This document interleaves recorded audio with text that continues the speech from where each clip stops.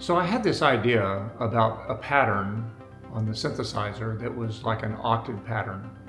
And the first thought I had was, well, we'll get the sequencer and we'll adjust step 1 to the root note, step 2 to the octave, step 3 to the root note, step 4 to the octave, like that. Well, it's a 24-step sequencer, so that means you're only going to get 12 note changes. And I was thinking there's got to be, as easy as it is to just jump an octave, do I really need all those sequencer steps to do that?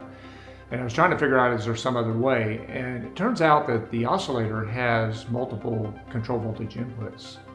And I don't often use them, to be honest. I usually run a CV to them. But they all add. So if you plug a DC voltage into one of those other inputs, it's going to add to whatever's coming in already. Meaning it's still going to follow the control voltage from the sequencer or the keyboard, but you can transpose it up an octave or what have you. So I thought, well, if I could figure out a way to gate a voltage into that oscillator on the offbeat, so we're going boom, boom, boom, boom, downbeat, upbeat, downbeat, upbeat. If I can gate that upbeat with a voltage, I could retune it to an octave and not have to use the sequencer. So I'm going to walk you through how I started and where I ended up with. See what you think. Okay, so I went to my sequencer to create this pattern, and it's a root note, octave, like that. It sounds like this.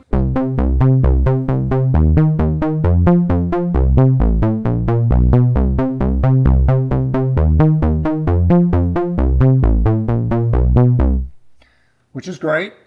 But I was thinking, wow, I'm using a lot of sequencer steps just to create that octave effect. And I'm only really getting 12 notes instead of 24 that are different notes. So is there another way to get the octave? And that's the cool thing about modular, is there's a lot of different ways to do the same thing. So let me show you a couple of ways I came up with that I think were cool. Okay, so in this case, I'm using the gate math. And basically what we need is we need 2 different clock speeds to pull this off.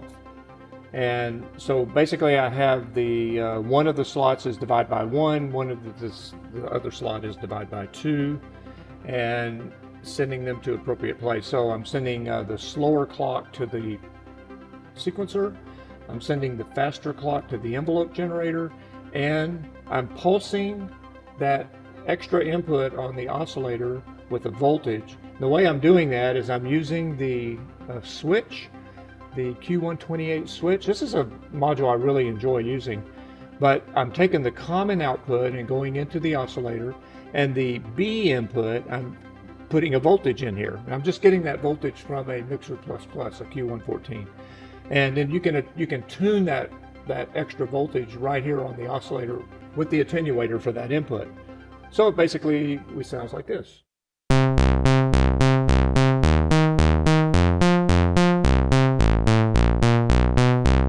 So we're only using 12 steps now and getting pretty much the same effect.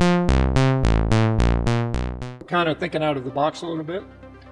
But is there another way to do it without using a gate math? Because not everybody has a gate math. Let's take a look. Okay, so in this example, we got rid of the gate math. And now what I'm doing is I'm running my clock, and I'm going through a multiple because I'm going to need that clock to go to a couple of places, but it's going into a divider. Now the Q157 sample and hold plus plus has a divider in it, divide by 2. That's all I need. So I'm going to run the master clock into the divider. I'm also going to run it to the envelope generators, and then I'm going to take the divided output, go into another multiple because I need to send that both to the sequencer, and then I need to send it back to the switcher, and the switcher is what we're using to pulse that oscillator with the voltage.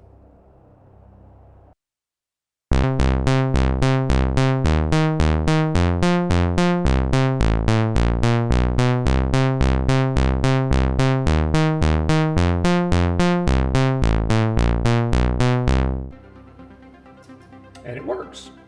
So we got rid of the gate math, and we're just thinking about what our requirements are to get this effect and what different ways we can go about getting it. Now, a lot of people may not have a Q128 switch. Is there another way to do this without using that module? Well, I think there is. Let's take a look. All right, so I got rid of the switch. And the output from the common that I was using to go to the oscillator, I'm now just sending it to that clock output. And this is the divided by 2 clock, same one that's driving the sequencer. So let's see if this works.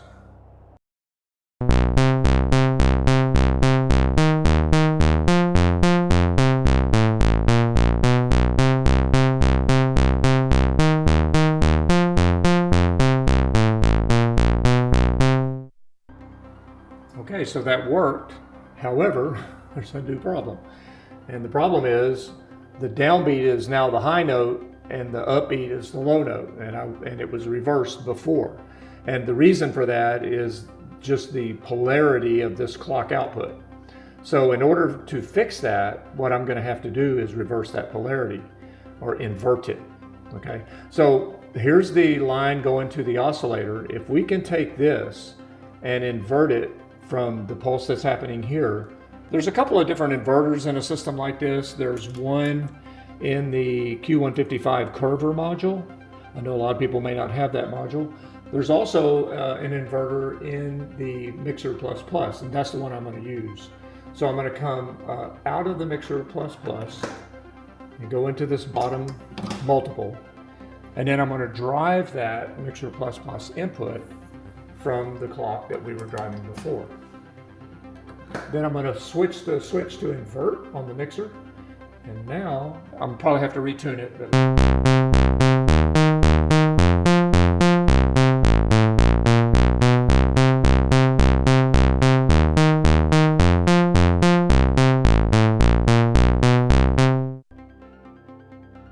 So there really is more than one way to do something.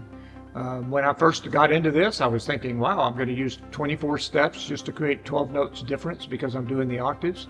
Then I threw in the gate math. Well, that's not a module everybody has.